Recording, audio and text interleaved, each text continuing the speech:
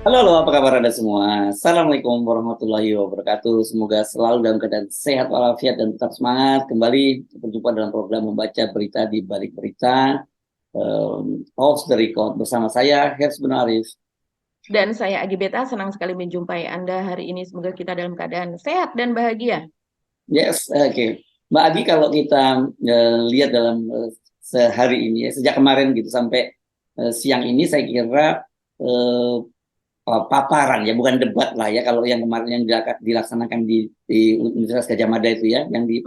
Ya. diselenggarakan oleh Mata Najwa dengan Universitas Gajah Mada, ini tampilnya 3 orang calon presiden gitu ya. Mhm. Itu jadi trending topik, dan memang ini sebenarnya forum-forum semacam ini yang mesti kita dorong gitu ya dalam Pilpres kali ini, ketimbang arak-arakan kampanye, pengerahan massa dan sebagainya begitu. Kalau yang datang di sini ini kan jelas siapa yang datang, kemudian Mhm. pemeriksaan seperti apa yang jelas, dan Mhm. dari forum itu kita bisa menjadi dapat gambaran Mhm. seperti apa Mhm. sih calon presiden kita sebelumnya, calon kita sesungguhnya begitu. Mhm. Dan Mhm. sebelumnya kan akhirnya Ganjar itu juga udah tampil di hari Senin yang lalu ya, tampil di UI ya, Ya.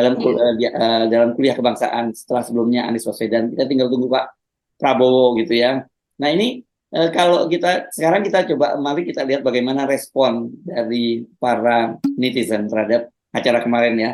Dan Mhm. gampang sebenarnya kalau melihat acara respon dari netizen itu seperti apa ya. Kita lihat aja trending topiknya kalau di Twitter atau Mhm. X sekarang Mhm. namanya. Jadi susah banget ya dari Twitter ke X gitu ya.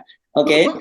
Nah, nanti seperti apa, dan kemudian yang lain saya kira soal apa ya, yang juga topik yang menarik soal apa ya, Pak Prabowo mencekik dan menampar wakil mentan itu ya. Akhirnya sekarang kita mulai dapat gambaran yang jelas bagaimana duduk sebenarnya gitu ya Mbak, soal itu ya. Mhm. Mhm. Saya kira Ya, ya. saya sih usul dua itu. Apa masih ada yang lain yang kira-kira Mbak lagi bisa sampaikan soal, karena nanti kalau kita ngomongin soal pemaparan atau dialog calon presiden di mana di UGM itu, nanti kita Mhm. bisa juga bicara soal pajak dan sebagainya, karena ada calon presiden Anies Baswedan cerita soal pajak gitu. Mhm. Iya, iya, betul sekali Mas Heru. Jadi kayaknya itu saja sudah akan panjang sekali nih kita cerita, terutama soal Anies yang mengatakan bahwa pengusaha kemudian diperiksa pajaknya begitu, usai membantu dia, sebenarnya bukan langsung membantu dia, tapi membantu para relawan yang ada di daerah begitu dengan memberikan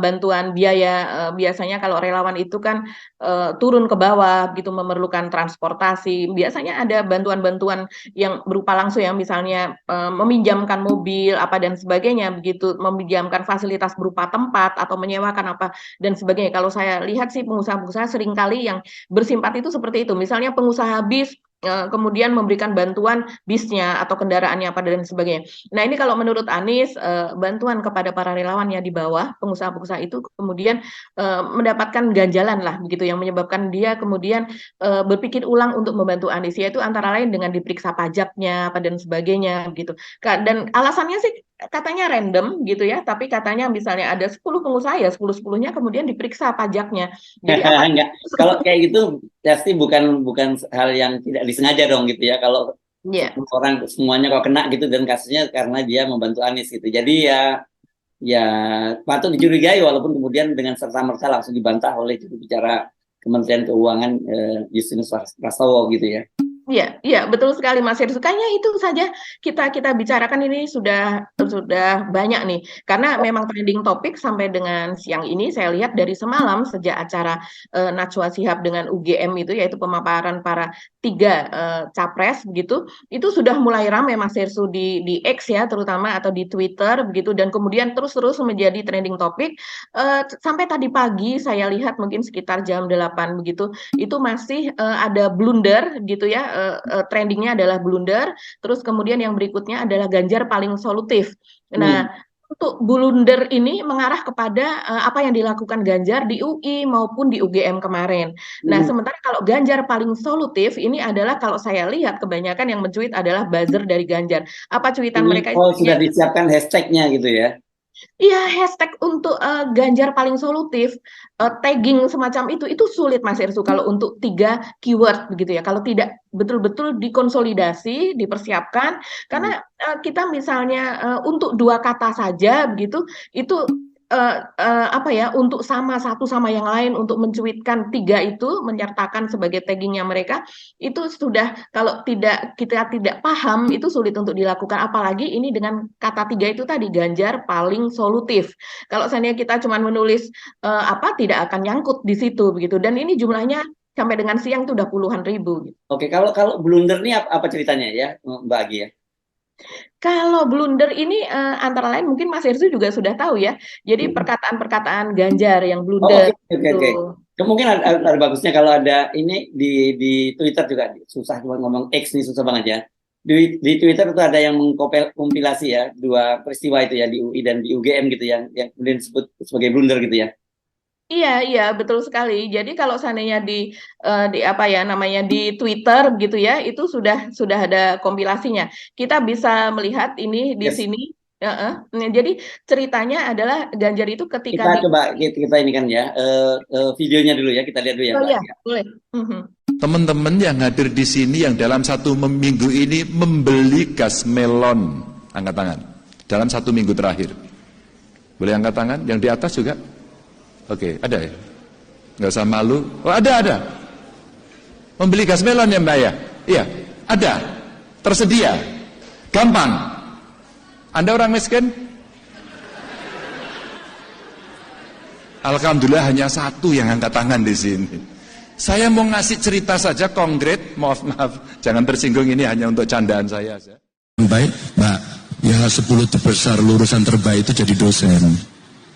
Oke. Ya dong, masa jadi MC? Siapa Mas MC? Saya jurnalis bukan MC. Bukan ya, jurnalis lah kalau gitu. Dan jurnalis profesi yang membanggakan loh Mas. Oh iya, maksud saya kalau Mbak lulusan 10 terbaik,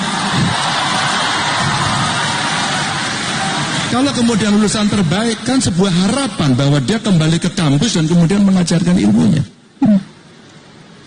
Itu aja. Oh, oke. Itu tadi yang satu di UI menurut saya kok nggak pas ya Mbak ya kok bercanda seperti itu ya rasanya ya gitu terus menyebut Anda orang miskin ya gitu itu kok kayaknya apalagi disampaikan oleh seorang atasan seorang pejabat gitu ya sekarang nggak pejabat lagi sih tapi ya pokoknya orang punya posisi tinggi gitu kepada mahasiswi tadi itu yang menjawab tadi itu ya kelihatannya ya jadi kok nggak pas ya gitu terus tadi itu debat nah ini saya nggak mau komentar karena ini rada-rada yang soal jurnalis ini nanti rada-rada rada nggak objektif tapi nggak apa-apa Mbak Agi komentarin soal lulusan terbaik gitu ya. Iya, jadi kalau untuk yang blunder yang soal gas melon itu kan memang Ganjar menanyakan begitu ya, siapa yang masih pakai gas melon gitu. Antara lain itu menanyakan siapa sih yang masih membutuhkan subsidi kan kurang lebih begitu kalau gas melon tentu berkaitan dengan subsidi. Dan kemudian dia bilang miskin ya seperti itu. Memang ada semacam tanggapan itu dari mahasiswa yaitu ada yang tertawa kemudian ada sedikit gitu yang bertepuk tangan. Tapi kemudian tanggapan yang lebih luas itu ya tentunya itu tadi ada di media sosial Mas Hirsu.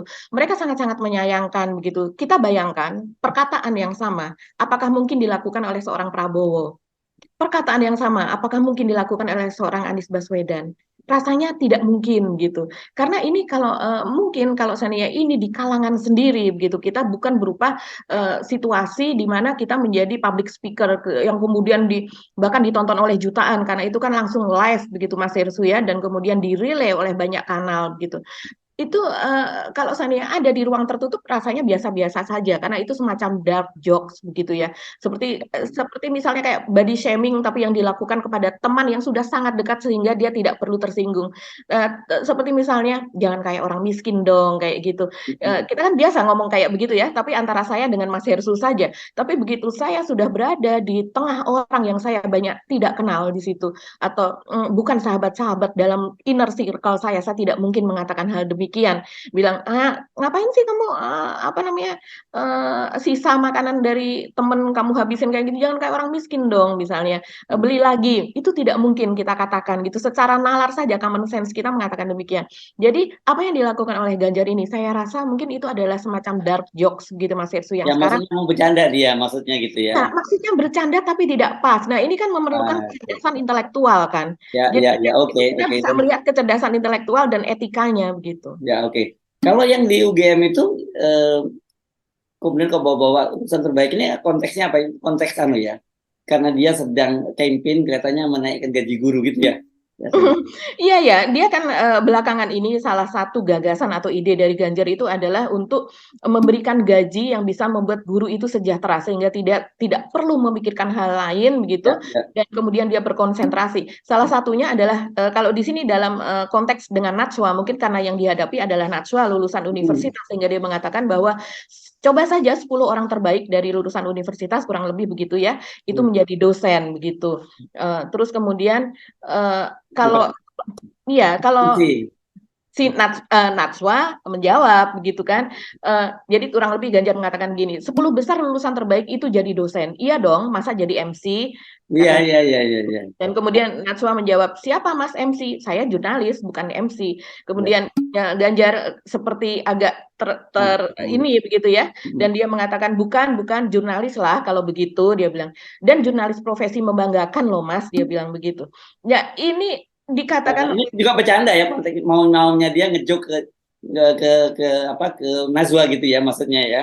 betul, Tapi kemudian dengan menyebut MC itu jadi yang nggak pas juga, dan kemudian kalau toh katakan dia menyebut bukan jurnalis, itu kan juga melecehkan profesi juga kan gitu.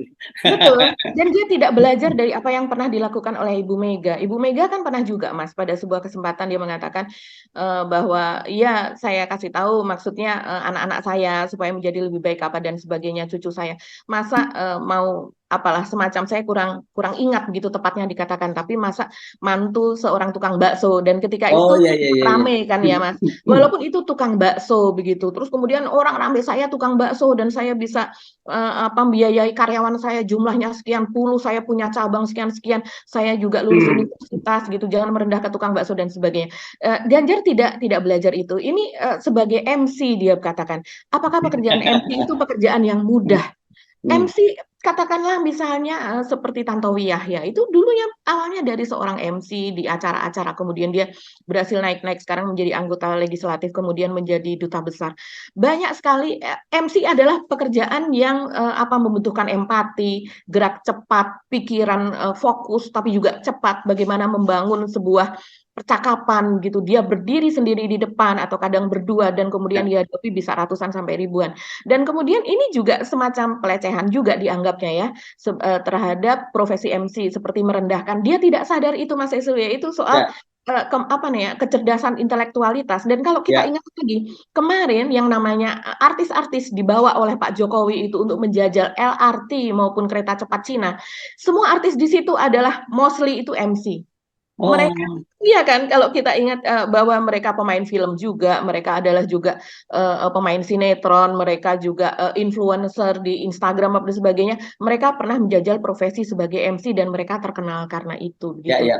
Tapi tanpa kita ingin merendahkan MC, saya setuju dengan Anda. Dulu dianggap MC itu, ya dulu saya punya pengalaman kok masa muda dan masih kuliah dulu sering jadi MC, dan dulu memang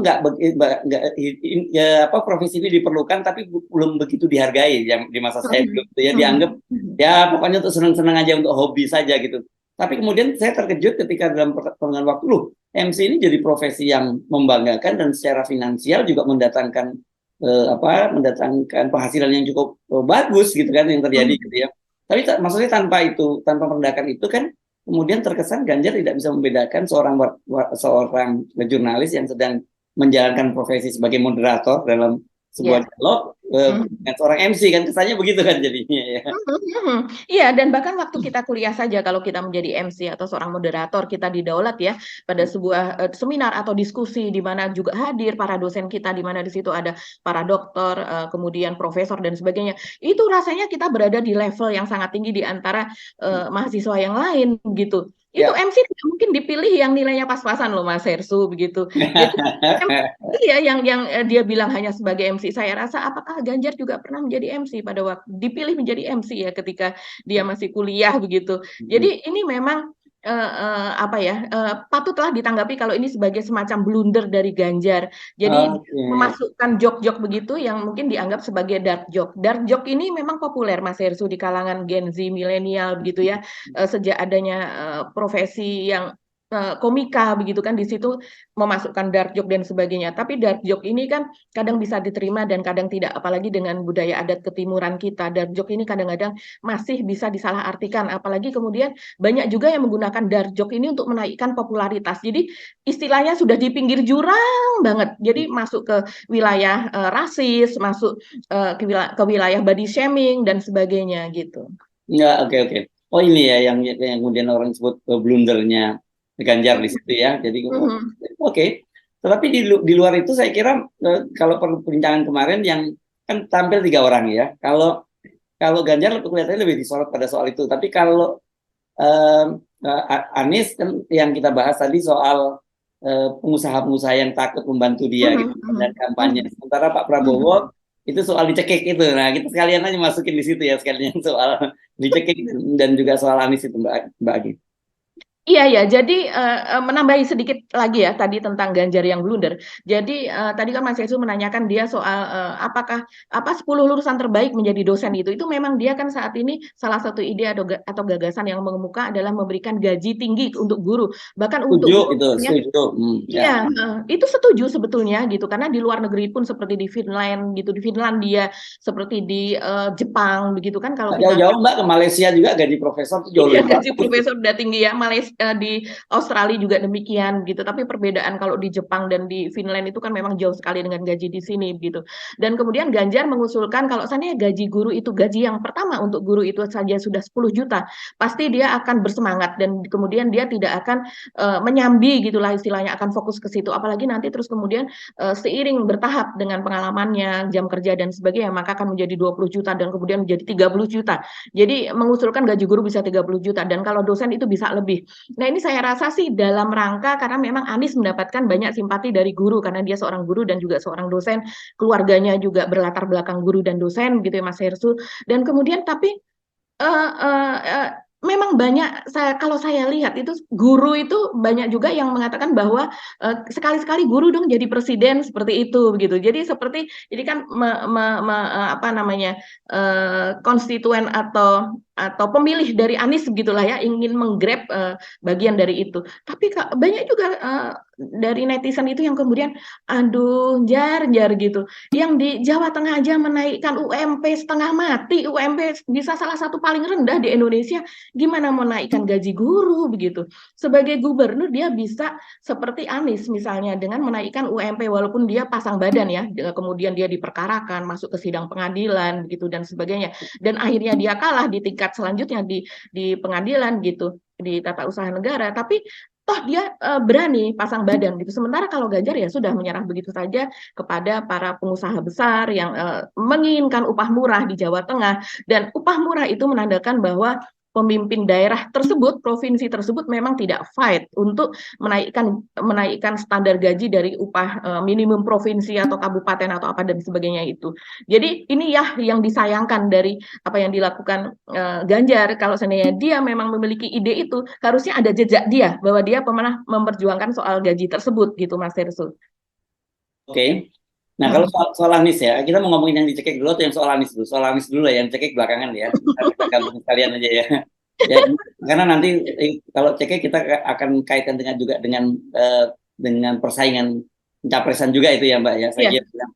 Iya. Ya, kalau Anies ini saya kira memang ini jadi fenomena menarik ya apa yang terjadi pada Anies itu. Rupanya setelah sebelumnya kan yang paling ramai kemarin itu yang muncul ke permukaan adalah tidak ada calon wakil presiden yang berani gitu ya, ketika diajak bicara dengan bahkan diajak ketemu sama timnya Anies pun banyak yang nggak berani gitu kan, takut kalau kemudian itu dia takutnya sama Pak Lurah, takutnya pada Pak Jokowi kan begitu. Ya dan akhirnya tiba-tiba kita waktu itu tahu kesimpulannya kemungkinan akan mengambil AHY lah, karena memang AHY yang berani pasang badan kan begitu ya. Terus bersama dengan Koalisi Perubahan dan Persatuan, sehingga muncul kriteria 0. Tiba-tiba muncul seorang Muhaimin gitu yang berani muncul ke situ kan gitu. Jadi memang ini ada kaitannya cerita Anies ini, kaitan bahwa betul-betul rezim ini tidak ingin Anies bisa maju menjadi calon presiden kan begitu. Nah sekarang ketika misalnya dia sekarang sudah dapat tiket, saya tidak tahu apakah kemudian masih juga masih banyak yang nggak berani juga gitu pengusaha-pengusaha itu, karena seperti yang dia katakan kan yang gede-gede pasti nggak ada gitu. Padahal kita tahu bahwa untuk pilpres ini butuh dana besar gitu. Walaupun ini soal dana besar ini kita perlu catatan ya, karena ada bahayanya kan dengan kalau masuknya pengusaha gede-gede ke situ itu kan berarti nggak ada makan siang gratis. Mereka kan pasti ini nanti berkaitan dengan yang kita sebut sebagai oligarki yang menguasai presiden kan gitu. Yang kemudian dia karena dia udah keluar duit besar untuk pilpres ya dia harus dapat konsesi yang besar juga gitu. Jadi yang kelas-kelas saya tahu pasti orang seperti Anies itu yang berani bantu adalah pengusaha-pengusaha kelas menengah gitu. Dan rupanya kelas menengah pun begitu ketahuan bantu dia juga langsung diperiksa oleh Direktorat Jenderal Pajak gitu ya menurut Anies, dan kemudian itu yang dibantah oleh juru bicara dari Kementerian Keuangan. Dan saya lihat juga di media sosial ini komentarnya ramai banget juga ya Mbak Adi. Iya Mas Ersu, jadi memang hasil dari kemarin Ganjar kan 2 kali ya berturut-turut begitu, hari Senin dan hari Selasa di UI dan kemudian di UGM. Sementara kalau Anies itu sudah sekitar 2 minggu yang lalu dan kemudian baru kemarin di UGM, dan Pak Prabowo baru di UGM saja. Tapi yang mencuatkan memang 2 tadi ya. Ini agak menyimpang sedikit saja dulu untuk menjelaskan kepada penonton of the record. Jadi 2 itu tadi trending topic yaitu adalah blunder yang mengarah kepada Ganjar, dan juga yang satu Ganjar paling solutif. Ini juga mengarah kepada Ganjar juga sebetulnya, tapi dua-duanya dicuit oleh 2 kelompok yang berbeda. Kalau blunder itu kalau saya lihat cuitannya adalah kebanyakan dari netizen yang organik, artinya yang mereka memakai akunnya dia sendiri. Karena jarang sekali satu netizen kemudian mencuit sampai banyak sekali, itu jarang Mas Hersu, apalagi mengulang-ulang cuitan yang sama gitu. Sementara kalau yang di Ganjar paling solutif, kita bisa lihat untuk salah satu akun saja, misalnya sebagai contoh adalah akun Husnul Khotimah begitu. Dia bisa mencuit berbagai macam dengan berbagai narasi ya, karena ini salah satu kalau saya lihat di media sosial, selain sebagai buzzer, dia sudah memiliki pengikut jumlah yang cukup besar. Ini dia adalah seorang bisa dikatakan Ganjaris lah, bisa pendukung Ganjar garis kuat begitu. Dan kemudian dia mencuitkan banyak, tapi berkali-kali. Nah itu yang terjadi untuk yang Ganjar paling solutif itu tadi. Jadi sudah betul buzzer Ganjar kalau dikatakan terkonsolidasi dan kemudian jumlahnya ribuan, itu kita bisa melihat dari cuitan-cuitan di media sosial begitu. Nah, begitu juga tanggapan para netizen begitu ya terhadap apa yang dikatakan Anies soal itu tadi, bahwa pengusaha yang membantu dia itu sepertinya ya akhirnya mundur begitu, akhirnya juga berhitung juga mengenai kelangsungan dari usahanya begitu kan, karena kalau ketika membantu dia maka kemudian salah satu yang didapati adalah kemudian dia diperiksa soal pajaknya begitu. Nah ini mendapatkan tanggapan dari staf khusus ya kalau tidak salah, Justinus juru bicara juga dia merangkap. Ya, dia juru bicara dari Kementerian Keuangan, dia juga merangkap sebagai staf khusus. Jangan lupa dia juga adalah sebagai komisaris dari PT Semen Indonesia. Jadi ini banyak nih rangkap, ya tentunya gajinya juga banyak lah ya Pak Justinus ya gitu, jabatannya banyak. Dan kemudian dia menjawab seperti ini khusus untuk Baca Pres Anies Baswedan. Tanggapan untuk Baca Pres Anies Baswedan, Pak Anies yang saya hormati, YSH, terhadap opini dan tudingan yang Anda sampaikan kemarin di acara Mata Najwa di UGM, seolah ada pemeriksaan pajak yang dilakukan karena motif politis. Kami sampaikan tanggapan, ini ada beberapa poin, saya mungkin hanya bacakan 1-2 saja. Poin 1, Direktorat Jenderal Pajak atau DJP dalam melakukan pelayanan, edukasi, pengawasan, dan pemeriksaan senantiasa didasarkan pada undang-undang, aturan, tata cara yang baku, yang dilaksanakan secara profesional dan berintegritas. Poin yang kedua, pemeriksaan pajak hanya dapat dilakukan jika wajib pajak memiliki kelebihan bayar pajak atau terdapat data atau informasi akurat yang menunjukkan tingkat risiko tinggi sehingga kepatuhan harus diuji. Ini masih panjang lagi begitu ya Mas Hersu, dan ditutup dengan kami mendorong para baca pres dan kontestan politik dapat menjadikan pajak sebagai isu utama dalam diskursus publik agar timbul kesadaran semakin tinggi, bla bla dan sebagainya. Selamat berkontestasi secara sehat dan gembira, pajak kuat, Indonesia maju.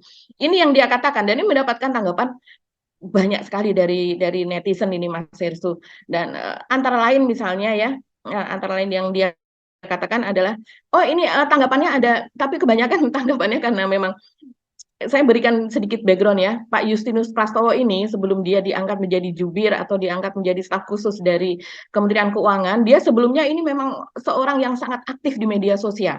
Dan dari sejak dulu dia juga seorang dosen di Universitas Atmajaya kalau tidak salah begitu ya. Dan dia ini dulu dianggap sebagai buzzer dari Pak Jokowi begitu. Tapi kemudian karena dia juga seorang akademisi dan sebagainya, dan dia memiliki pengetahuan ya di bidang keuangan dan sebagainya, walaupun sering apa yang dia jawab atau dia paparkan itu blunder kalau menurut pengamat yang lain atau pakar finansial atau keuangan, yang kemudian seringkali itu terjadi tweet war juga atas apa yang dikatakan oleh Justinus Prastowo ini.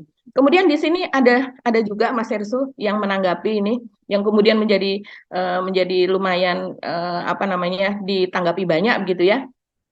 Ini seperti ini, ada sebuah akun begitu yang namanya Solikun Musyawa, Mas Solikun Musyafa SPD SHMH. Dia mengatakan, mohon maaf Pak Anies, masih teringat soal pernyataan Bapak tentang lab COVID di DKI Jakarta, yaitu laboratorium COVID ya, yang sampai saat ini tidak pernah ada fisiknya, membuat saya agak ragu dengan hal-hal lain yang Bapak utarakan. Jadi artinya dalam hal ini dia ada di posisinya Justinus Prastowo, meragukan apa yang dikatakan Anies begitu soal klaim dia soal orang-orang yang membantu dia diperiksa pajaknya, dan ini salah satunya ada jejaknya bahwa dulu menjanjikan akan dibangun sebuah laboratorium dan ternyata itu nol begitu, kenyataannya tidak ada. Ini langsung dijawab oleh netizen gitu ya, namanya adalah Angga PF. Dia mengatakan, halo Mas Solikun Musyafa SPD SHMH, kalau misalnya Mas nggak pernah nemu informasinya, berikut 4 lab yang beliau sebut, ada 4 lab yang dibangun segera. Pemprov DKI Jakarta juga menggandeng swasta dan memberikan kemudian izin, jaminan dan lain-lainnya, bla bla bla begitu ya. Cukup panjang ini apa yang dinyatakan oleh Angga ini. Dan kemudian dia mentautkan juga apa yang sudah dicuitkan atau diunggah oleh akun Anies Baswedan pada tanggal 16 Juni 2020. Dan memang di situ ada 4 lab begitu yang sudah dinyatakan oleh Anies sudah dibangun, kurang lebih demikian gitu. Dan di situ juga ada cuitan lagi Anies yang lainnya, yaitu hari Minggu kemarin mengunjungi lab kontainer COVID-19 terbaru di RSKD Durensawit. Kini Pemprov DKI Jakarta memiliki 4 lab, bla bla bla begitu ya. Pemirsa dapat melihatnya. Nah, kemudian ada gambarnya lagi, ada beritanya dari Warta Kota Tribun News, lab kontainer COVID-19 beroperasi, kini di Jakarta bisa lakukan tes spesimen COVID dan sebagainya. Jadi ini menjawab apa yang sudah dilakukan keraguan, dan di bawahnya masih ramai lagi Mas Hersu. Oke. Jadi ini memang saya kira Pak Prastowo sebagai juru bicara tugasnya seperti itu gitu. Tapi saya kira publik kan juga banyak mengamati, dan juga bukan hanya mengamati, saya kira fakta-fakta yang muncul di permukaan kan orang bisa melihat ada kasus-kasus seperti Rafael Alun, kasus kemudian satu lagi, pokoknya banyak sekali kasus di pajak kan dan juga belum lagi seperti yang sebelumnya disampaikan oleh Pak Menko Polhukam Mahfud MD ya, pada waktu itu ada soal apa namanya itu 349 triliun. Ya 349 triliun itu apa namanya itu dulu, apa TPPU ya ketika itu Mas Hersu. Transaksi yang mencurigakan ya yang ada di sana ya. Jadi yang nggak seperti kalau disebutkan oleh Pak Justinus Prastowo seperti malaikat saja gitu, nggak juga seperti itu gitu.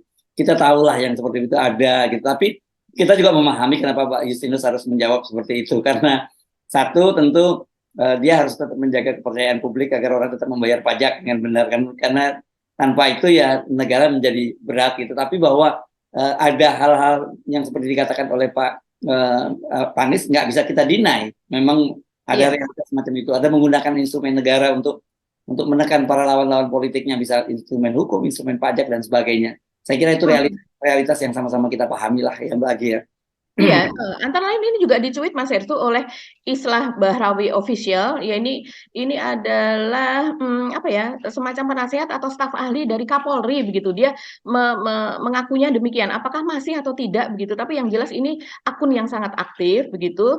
Tapi dia dulu juga pernah mengakui bahwa dia pernah menjadi narapidana untuk sebuah kasus penipuan. Ini yang kemudian seringkali menjadi blunder ketika dia mencuitkan sesuatu. Dia mengatakan begini. Soal ini dia radikalisme ini, spesialis radikalisme. Radikal ini, betul. Dan dia mencuit seperti ini, Mas Anies Baswedan, jika Anda hobi bikin desas-desus, Anda hanya akan dipilih oleh 2 orang saja. Emak-emak yang sedang gantian cari kutu rambut, begitu. Jadi dan kemudian orang menjawab gitu, netizen ini ya organik menjawab, jualan radikal udah nggak laku, cari panggung baru, mendingan jadi cepu daripada ngomong nggak mutu dan lain sebagainya. Ini jadi menjadi tweet war, Mas Hersu. Nah, soal itu tadi untuk Pak Mahfud MD, ya, seperti dikatakan Mas Hersu tadi, ada frasa tidak mungkin itu terlalu naif. Ya, memang dari Yusinus Prastowo tadi kan mengatakan jadi tidak mungkin bahwa itu akan dilakukan karena untuk pengecekan kembali pajak itu tentu ada klausul-klausul tertentu. Tapi ini dibantah keras oleh netizen begitu. Karena memang publik dipertontonkan oleh seekor alun, wah ini lumayan ini ya, makjeleb nih, seekor Andi Pramono, Edi Setiadi dan juga banyak ekor lagi yang terkait kasus 349 triliun. Luar biasa ini Mas Hersuni. Yang Prayitno no segala banyak sekali lah kasus pajak yang kita bisa dari ke satu. Oke. Saya kira kita pindah topik yang Pak Prabowo sekaligus kita ngomongin soal isu ini, larinya juga pasti ke perbasaran juga nantinya ya, soal isu dicekik Pak Prabowo mencekik seorang wakil menteri yang disebut belakangan akhirnya disebutkan namanya itu adalah Harfiq, siapa namanya, Kolbu. Iya. Saya susah Pak Harfiq deh gitu ya. Iya, betul Pak Harfiq. Wakil menteri itu ini politisi dari PKB ya, namanya unik, ini memang rada ya. Jadi ini kan isunya kemarin sebenarnya yang mulai itu adalah Alifur Rahman, ini pendiri Seaworld ya. Seaworld ini dulu portal tempat para berkumpulnya para buzzer-buzzer gitu ya Mbak ya, waktu itu ya. Dia menyatakan bahwa dia mendengar informasi ada seorang capres yang masih menjadi menteri ya waktu itu gitu ya, mencekik seorang wakil menteri kan begitu ya. Ini kan kemudian jadi heboh dan tidak lama kemudian muncul konten juga dari Rudy Eskamri. Ini kan juga dari Kanal Anak Bangsa. Ini juga saya kira mereka satu blok meskipun beda ininya ya, beda kelompoknya. Ini dulu pendukungnya Pak Jokowi ya, Pak Jokowi yang dia dengan tegas menyebut bahwa namanya itu adalah Pak Prabowo dan yang dicekik itu adalah tadi itu Pak Harfiq tadi ya. Pak Harfiq Hasnul Kolbi ya namanya kalau tidak salah ya, nama lengkapnya itu. Ini saya sering kesusahan menyebut namanya itu. Nah, tetapi karena kemudian dibantah oleh Pak Jokowi, akhirnya si Rudy Eskamri ini men-take down kontennya dan dia minta maaf gitu ya. Karena kata dia tidak ingin terlibat dalam penyebaran dari hoax itu. Sementara kalau Alifur Rahman dia menyatakan saya tidak pernah menyebut Pak Prabowo, walaupun sebenarnya dengan menyebut capres yang sekarang masih menjadi menteri ya siapa kan? Capres itu kan cuma 3, Pak Ganjar, Pak Anies dan Pak Prabowo. Yang jadi menteri kan cuma Pak Prabowo. Yang jelas yang dimaksud cuman ya pasti Pak Prabowo, walaupun dan kemudian dia menyatakan saya nggak pernah nyebut nama Wamentan. Memang betul dia tidak pernah menyebut nama Wamentan. Tapi bahwa yang dimaksud Pak Prabowo itu jelas gitu. Nah, itu yang dia bertahan untuk dia mempertanggungjawabkan pernyataannya itu gitu Mbak. Iya Mas Ersu, memang perkembangan yang terakhir seperti itu ya. Jadi mungkin kita bisa lihat ini apa namanya antar buzzer begitu ya. Sekarang terjadi peperangan antar buzzer dari Ganjar. Buzzer Ganjar ini memang luar biasa. Sekarang ini konsentrasinya adalah menyerang Prabowo. Sebelum Prabowo menjadi menjadi kuat begitu ya. Sebelumnya kan hanya PKB saja dulu, sebelum PKB kemudian ke koalisi perubahan, itu serangannya lebih banyak kepada Anies. Jadi setiap hari itu memang konsentrasinya fokusnya kepada Anies. Tapi kemudian ketika PAN bergabung dengan Gerindra, kemudian Golkar juga bergabung ke sana, itu serangan memang intensif sekali. Apalagi kemudian pada saat perebutan Demokrat. Kita bisa lihat ketika perebutan yang sebelumnya mereka begitu mengkerdilkan posisi AHY sebagai AHY itu pantasnya seorang mayor, itu pantasnya mimpin kecamatan apa dan sebagainya, dan demikian direndahkan. Tapi ketika kemarin ada kemungkinan AHY ini merapat ke PDIP atau Demokrat merapat ke PDIP, itu sempat dipuji-puji AHY ini oleh buzzer dari Ganjar begitu ya, karena memang buzzer dari Ganjar yang dulunya ini sebetulnya berseberangan juga dengan PDIP, karena PDIP lebih banyak buzzernya adalah organik, yaitu memang dari orang sendiri, bahkan anggota DPR begitu, seperti Deddy Sitorus begitu kan, sebagai pegiat media sosial. Tapi sekarang mereka sudah menyatu, Mas Hersu, kalau kita lihat, karena apalagi dengan posisi ada Guntur Romli begitu ya, yang masuk ke sebagai kader PDIP dan kemudian dia dicaleg dan sebagainya. Nah, kemarin sempat ketika AHY itu dipuja-puja, tapi ketika sekarang Demokrat sudah bergabung kepada Gerindra dan kawan-kawan koalisi ke sana, ini sepertinya mulai mereka menyerang juga, menyerang Demokrat juga. Jadi memang tergantung instruksi, tergantung situasi di lapangan yang begitu mudahnya untuk berubah. Nah, untuk Pak Prabowo ini kita bisa melihat bahwa saat ini serangannya begitu gencar, Mas Hersu. Posisi dari Alifur Rahman ini sendiri, kalau kita tahu dia adalah angkatan pertama dari para buzzer atau pegiat media sosial begitu, kala itu pada tahun 2014 itu yang diundang ke istana oleh Pak Jokowi, itu angkatan pertama. Dia adalah seorang penulis di Kompasiana begitu. Kemudian oleh pengasuh Kompasiana ini adalah semacam open blog terbuka yang dimiliki oleh Kompas. Tapi penulis di situ bertanggung jawab terhadap tulisannya sendiri, tidak bertanggung jawab terhadap redaksi. Nah, itu karena begitu berpengaruhnya, ketika itu kan belum seperti sekarang begitu ya, Twitter, Instagram dan sebagainya, pengaruhnya belum seperti sekarang. Jadi blog-blog terbuka seperti itu sangat banyak dibaca. Alifur Rahman ini menjadi salah satu dari orang pertama yang diundang ke istana, dan sejak itu tidak lama kemudian dia membuat keyword itu tadi, yang kemudian juga menjadi terkenal. Tentu saja ini bukan hasil tulisan dari media, apalagi jurnalis. Ini bukan wartawan begitu ya.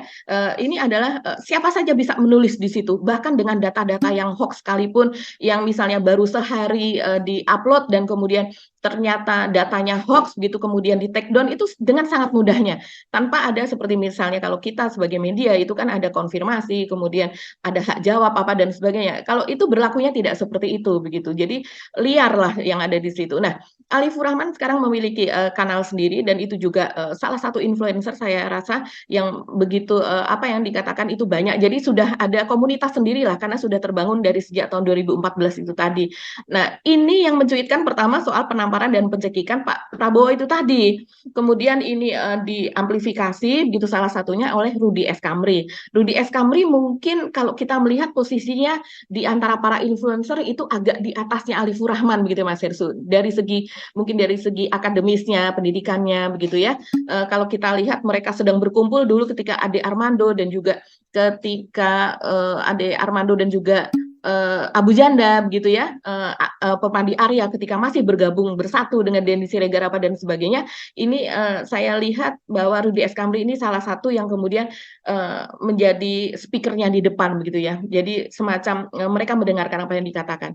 Nah, mungkin di take down apa yang diunggah video dari Rudy S. Kamri karena dia menyebutkan secara persis nama Pak Prabowo di situ, dan menyebutkan nama wamen yang ditampar. Menurut dia diduga ditampar, tapi menurut dia itu adalah sesuatu yang sudah terkonfirmasi begitu kan, dia meyakini betul begitu.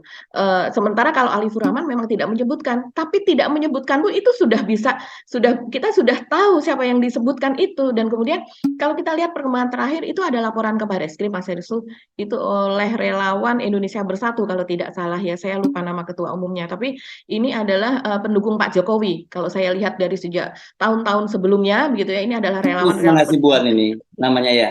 Oh ya, Lisman Hasibuan, betul. Ini sudah dilaporkan. Sementara kalau Pak Prabowo sendiri kemarin pada acara Mata Najwa, dia tidak menolak bahwa kami tidak akan melaporkan, tidak. Tapi dia mengatakan bahwa ya masih dipelajari, dan kemudian itu adalah hal kecil lah kalau dibandingkan dengan berbagai permasalahan yang ada di Indonesia, begitu.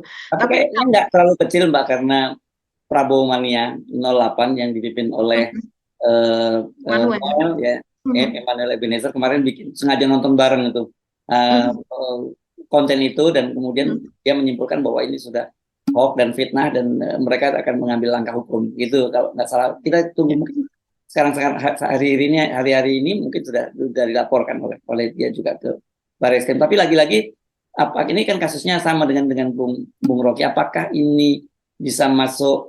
Saya kira ini bukan soal penghinaan ya. Kalau ini kan bukan penghinaan, ini menyebarkan informasi ya, yang Mhm.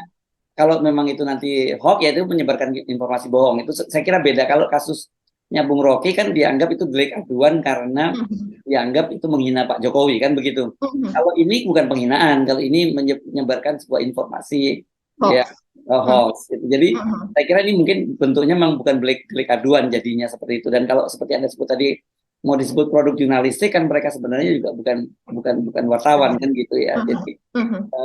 tetapi saya kira mungkin juga kalau bisa ditempuh semacam mediasi menggunakan hak jawab atau take down seperti dilakukan oleh Rudi Eskamri tadi mungkin berbeda kedudukannya gitu ya.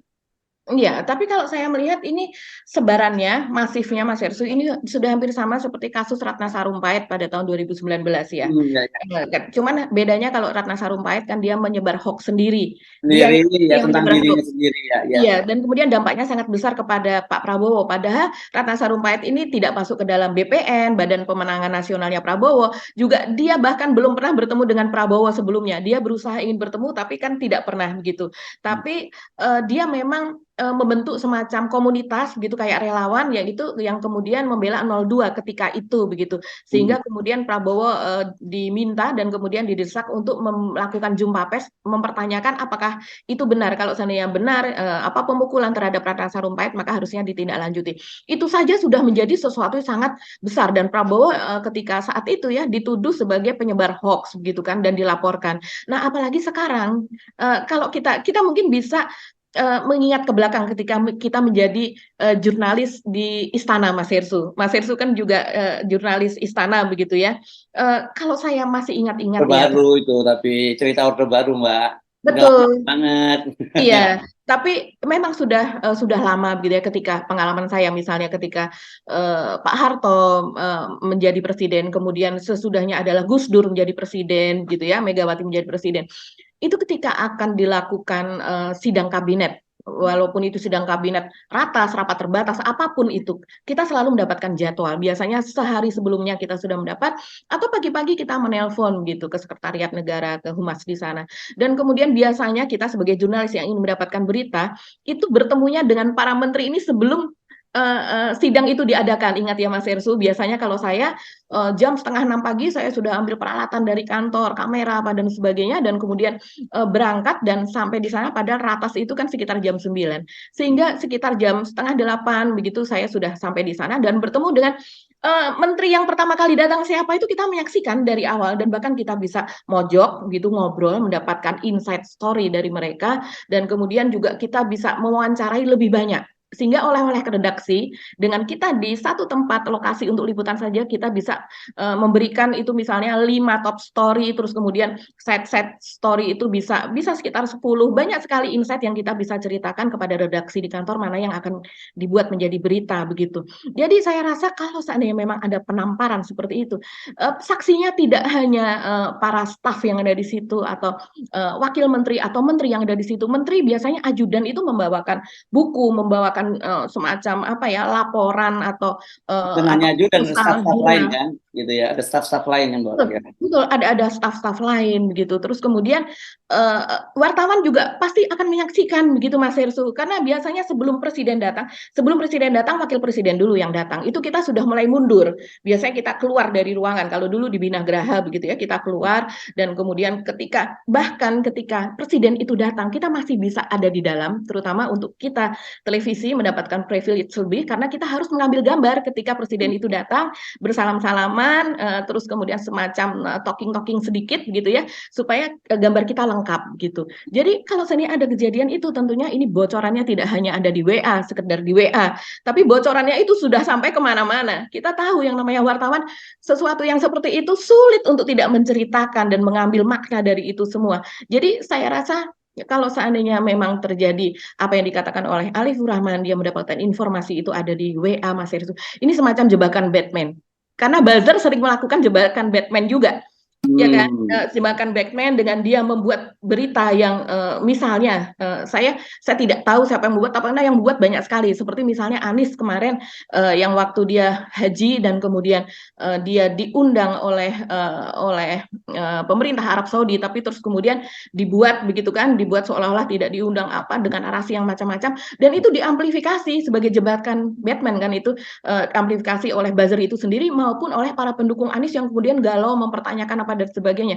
Padahal itu adalah narasi hoax begitu. Nah, Ya. ini jebakan Batman yang kemudian dimakan oleh para buzzer ini. Saya rasa sih begitu seperti itu.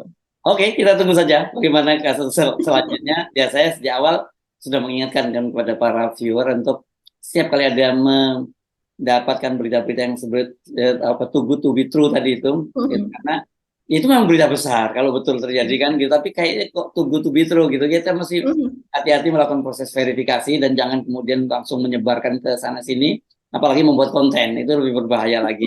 Oke, tetap yang paling penting buat kita bernarasi secara sehat dan kita tidak ingin juga dalam pemilu kali ini, pilpres kali ini kemudian kita terjebak dalam penyebaran hoax yang sangat masif dan fitnah-fitnah yang saya kira tidak bisa kita pertanggungjawabkan. Besar kali ini dosanya gede fitnah itu ya, bukan hanya di dunia sekarang ini, tapi juga panjang urusannya ya. Oke, bagi saya kira kita semua sudah bahas ya apa yang penting kita sampaikan hari ini. Kita akan ketemu lagi esok, insya Allah. Saya Arif. Dan saya Gibeta, terima kasih atas perhatian Anda. Tetap salam 0%. Wassalamualaikum warahmatullahi wabarakatuh. Waalaikumsalam warahmatullahi wabarakatuh.